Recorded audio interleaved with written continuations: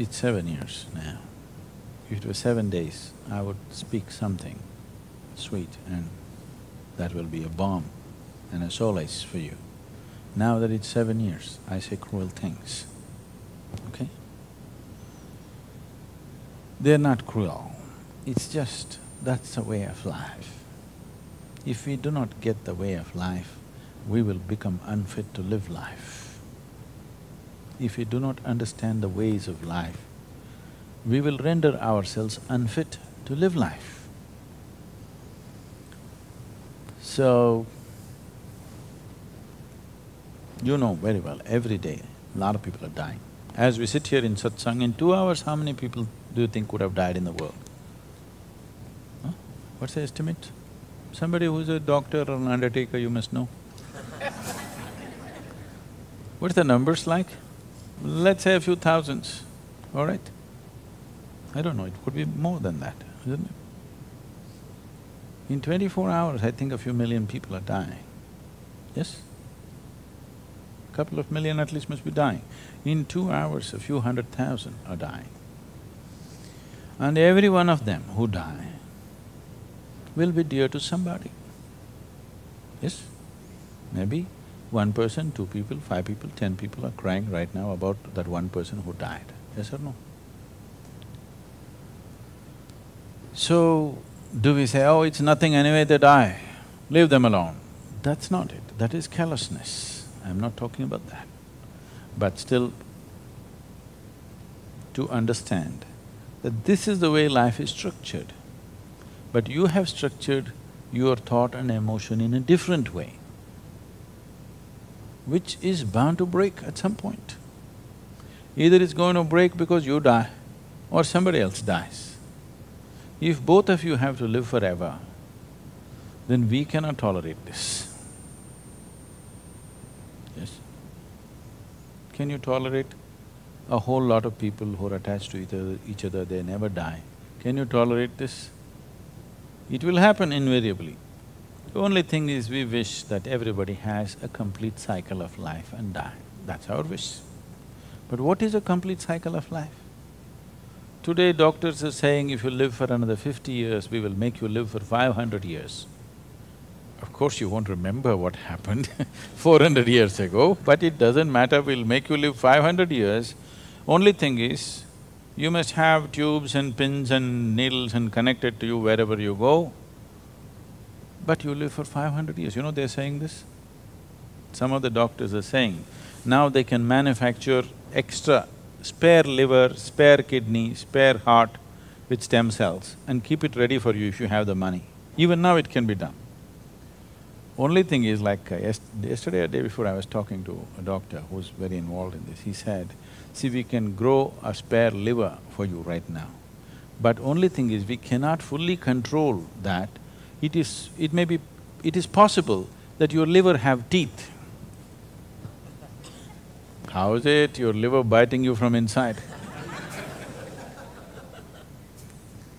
Really, this is exactly what he said, that your liver may develop teeth, actually dentures, because in the stem cells, we cannot control that. Your heart may happen, but it may have a nose and it wants to breathe, not only just beat. Then you have to open up a small hole for it to breathe. Like this, I'm saying you can stretch it. But nobody is talking about never dying, okay? Instead of 50 years, we said 100. Instead of 100, we said 160 with yoga. Now they're saying 500 we will do with spare kidney, spare heart, spare liver, everything done. Even if you live for 500, will you die gracefully, I'm asking? Even at 500, the same struggle will go on, isn't it? Postponement, and much more struggle will happen along the way. So many surgeries of transplant. It's a good business model, but it is not a way to live. So we wish that everybody gets to live their natural lifespan. But what is natural is not for you and me to decide, isn't it? for whatever reason. When life is here, we do everything possible to preserve it and nurture it. But for whatever reason, either because of an ailment or a car crash or a bullet or a hangman's noose, which way life left the body, it doesn't matter. For whatever reason, the moment it leaves the body, you respect the decision of that life, that it chooses to leave the physical, always. If you do not respect that, you have not understood the fundamentals of how life happens. And anyway, this is not even about life. This is about having lost what is yours. Somebody lost a home. They're crying about it for 7 years. Somebody lost $1 million, they're crying about it for 14 years. Yes or no? Yes or no? So the question is not about your brother, the question is not about another life, the crying is not about life at all. The crying is about what you possessed has been lost. So this is what I was telling him. The child is still 4 years. First thing is learn to not possess, because it's not even yours. It's never been yours. It is you who is claiming, this is my brother, this is my son, this is my this. As a relationship, you can say, okay, this is my somebody. But you believing this is mine, and if you lose it, you're broken, is not compatible to the way life is structured. This may not be acceptable for you, how cruel can Sadguru get? It's not me, this is the way creation is. Either you see it and be in tune with it and make maximum out of life, or you don't see it and cry about everything that happens. So, this is the most important thing that you do as a child. In India, the only reason, now they have for different reasons, the only reason why they wanted to have a son is because in your old age, he will remind you about your spiritual responsibility. He will remind you about your mukti, your liberation.